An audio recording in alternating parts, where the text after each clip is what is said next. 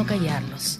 Hoy abrimos una conversación necesaria en un país donde hablar de educación, sexualidad y participación juvenil sigue generando resistencias, silencios y muchas veces decisiones que se toman sin escuchar a quienes más afectan. Hoy nos van a acompañar dos jóvenes líderes que están empujando estos límites desde distintos frentes, pero con un mismo objetivo: transformar la manera en la que entendemos la educación, los derechos y el rol de las juventudes en nuestro país. Andrea Melissa Rojas, educadora sexual, bachiller en obstetricia por la Universidad Nacional Mayor de San Marcos, fundadora del Voluntariado de Educación Sexual Responsable y expresidenta del Consejo Metropolitano de Participación de la Juventud de Lima, ha puesto sobre la mesa uno de los debates más urgentes y evitados: la educación sexual. Y también estará con nosotros Kevin Alexander Pachas, bachiller en educación por la Universidad Nacional Mayor de San Marcos, fundador de iniciativas como Educere y el colectivo Patrimonio de Todos, actual secretario general del Consejo Metropolitano de Participación de la Juventud de Lima y presidente de la Asamblea Nacional de Consejos Regionales de la Juventud. Él trabaja por articular las voces jóvenes y llevarlas a espacios de decisión. Son dos trayectorias, dos miradas, pero una misma pregunta de fondo: ¿estamos realmente escuchando a la juventud o solamente estamos simulando hacerlo? Hoy vamos a cuestionar, a confrontar ideas y a entender qué está fallando y qué se está intentando cambiar. ¿Qué es lo que los propios jóvenes están intentando cambiar? Nuestra primera entrevistada, ya la habíamos mencionado, es Andrea Melissa Rojas Vera, educadora sexual, bachiller en obstetricia por la Universidad Nacional Mayor de San Marcos. Bienvenida, Andrea, a nuestro programa Vive y Vibra. Muchas gracias, querida Gloria. Gracias por la bienvenida y por la invitación. Me siento muy feliz de estar aquí. Vamos a empezar por el principio. La educación sexual. Parece que todavía es un tema tabú, por lo menos en mis tiempos. La gente de mi generación tiene reticencias para hablar sobre este tema tan importante, tan necesario, y que además puede generar dificultades posteriores si es que la censura se mantiene. ¿Qué está pasando en este momento entre los jóvenes, las familias y el Estado en relación con este tema? Muchas gracias. Realmente el tema de la educación sexual integral es un derecho humano, es un derecho que por muchos años y por décadas ha sido luchado por la sociedad civil y por la misma población. Incluso hay videos e investigaciones de eso, en donde se hace con encuestas a las familias de diversos colegios y se les pregunta si realmente quisieran que la educación sexual integral llegara a los colegios de una manera mucho más plena, ¿no? Y lo que vocean en su mayoría es que sí desean, porque saben muy bien que ayuda a prevenir no solo embarazos, sino también violencia. Pero sin embargo se le ve como un tema peligroso. Exactamente. Hay algo muy importante que debemos mencionar, que son los medios de comunicación y la forma en cómo describimos la información. Cuando hablamos de una educación sexual integral, pero vemos estereotipos o pensamientos o mensajes relacionados a que digamos que van a incentivar relaciones sexuales o que van a hacer que las personas se homosexualicen, entre otros comentarios. Lo que va a pesar más es cada vez que hagan ese tipo de ruidos en espacios o incluso memes, ¿no?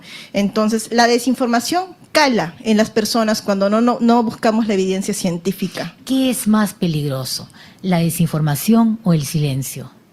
Lo más peligroso actualmente es el silencio. Porque si nos quedamos callados, se toma como si fuera que estuvieran aceptando que es cierto. Y eso es algo que ha estado pasando por mucho tiempo. Cuando vamos al Congreso y hablamos sobre educación sexual integral, sobre derechos humanos, incluso sobre necesidades mínimas y básicas de las personas, la mayoría de las personas, autoridades políticas, mencionan: pero es que las personas no se quejan lo suficiente, entonces no hay necesidad. Entonces no están pidiendo porque no es prioridad. Y si no es prioridad, no lo vamos a poner como agenda porque tenemos prioridades que nos están pidiendo otro tipo de cosas las personas, ¿no? Entonces ahí dice. Entiendo que este es un tema que debe trabajarse y educarse para prevenir. Exacto. Sin embargo, estamos reaccionando, estamos haciendo, pero cuando ya pasó la circunstancia. Exactamente. Lo que está pasando es que estamos siendo muy reactivos Y la idea, y así como pasan con otros temas, es ser más estratégicos cuando hablamos del tema de educación sexual integral o incluso temas relacionados a derechos humanos.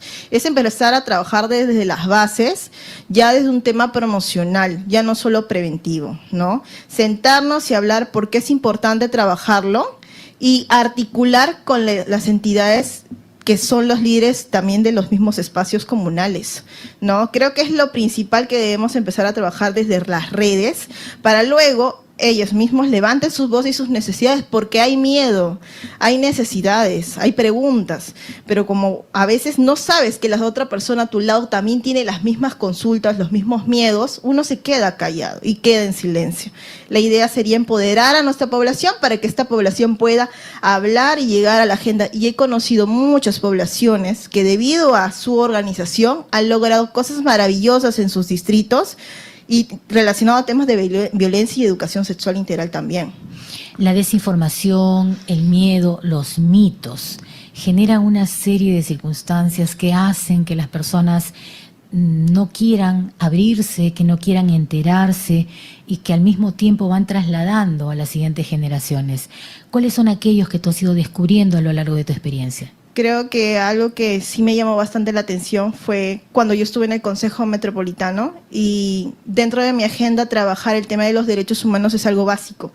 Y entendí con algunas juventudes que me decían, Andrea, pero ya, yo quiero hablar de este tema, pero tengo miedo porque mi mamá me dijo que yo este tema mejor no lo hablo porque voy a ser problemática, porque no me van a hacer caso, porque los jóvenes deberían solo estudiar, solo deberían trabajar y no deberían estar participando. ¿Cuáles son las consecuencias de silenciar en casa, de no hablar, de no ser lo suficientemente permisivos para poder integrar este tipo de conversaciones con los hijos? La principalmente consecuencia que se va a tener es que no vas a ejercer tu derecho de ciudadano. Porque si no ejerces tu derecho ciudadano, no votas con conciencia, no investigas, no hablas cuando ves una injusticia, no evalúas, no cuestionas, no criticas y sobre todo no participas en espacios en donde tu voz está siendo mitigada, porque hay un montón de espacios de participación, incluyendo el CMPJ, en donde las juventudes pueden hablar y no necesitan tener algún estilo de capacitación o participación en específico.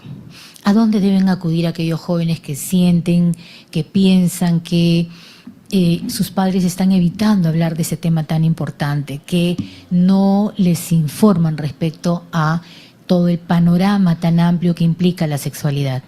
En el caso de la educación sexual integral hay varios espacios, hay ONGs como por ejemplo Manuela Ramos, como Impares, como Flora Tristán, colectivas también. Quizás se me ocurre a mí que para los jóvenes puede ser un poco más complicado el dirigirse a entidades como estas porque van a encontrar a personas mayores y podrían tener algún tipo de rechazo.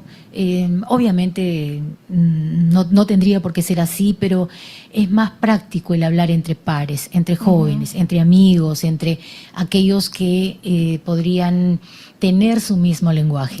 Perfecto, y para eso están las colectivas juveniles que están en distritos y en regiones. Por ejemplo, mi voluntariado se creó y tiene una percepción tema juvenil, ¿no? ¿Cómo se llama tu voluntariado? Se llama Voluntariado de Educación Sexual Responsable, o también conocido como VERS. Y es una organización que nació en la misma Universidad de San Marcos, pero luego se explayó a nivel nacional y que trabaja de jóvenes para jóvenes, adolescentes con adolescentes.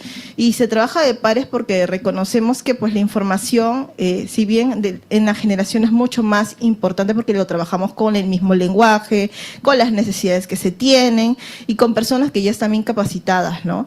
Eso es uno de los ejemplos. Hay otras colectivas como Vayamos San Juan del Lurigancho, que está en San Juan del Lurigancho, por ejemplo. Y en otras regiones también hay colectivas barriales que trabajan desde sus edades, ¿no? Y también con las adolescentes. En tu experiencia, a lo largo de tu carrera, ¿tú has sentido que ha sido necesario autocensurarte para poder continuar ejerciendo tus labores? Sí, claro, yo he trabajado en muchas regiones y creo que una de las regiones en donde pude darme cuenta de eso fue en Piura y también en Lima, en donde tuve que quedarme callada ante ciertos comentarios de autoridades, porque si no, no permitían que el proyecto continuara. Incluso había muchas indicaciones y creo que es algo muy triste porque tienes que seguir continuando trabajando con esas autoridades, porque es el trabajo con ellas. pero creo que es algo muy egoísta pensar desde lo que uno quiere y piensa, cuando realmente uno, cuando es autoridad, no trabaja para lo que le gusta, sino trabaja para lo que necesita su población. Y eso es algo que es muy triste cuando ves a una autoridad que ya está pensando desde el ego y no desde su trabajo. O desde sus propios intereses políticos o personales. O desde la agenda de su propio partido, que es algo que es mucho más preocupante, ¿no?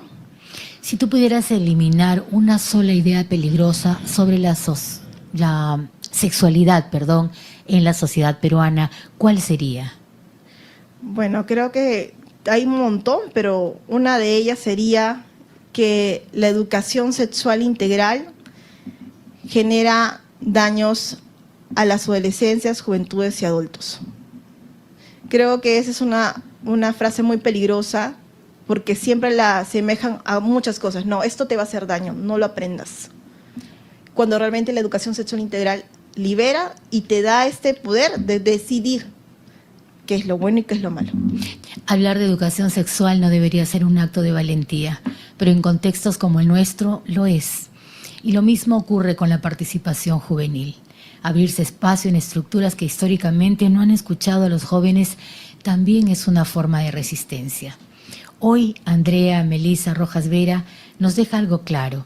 El cambio no solo pasa por educar, sino por ocupar espacios, cuestionar estructuras y exigir que las voces jóvenes no sean solamente simbólicas, sino también decisivas. La pregunta entonces ya no es si esos temas son importantes. La pregunta es cuánto más estamos dispuestos a seguir postergándolos. Muchas gracias, Andrea. Gracias por estar con nosotros, por compartir estas importantes ideas y por permitirnos también sentir desde nuestra generación mayor que hay jóvenes que están prestos a tomar la posta y salir adelante. Muchas gracias. Un abrazo a todas, todos y todos.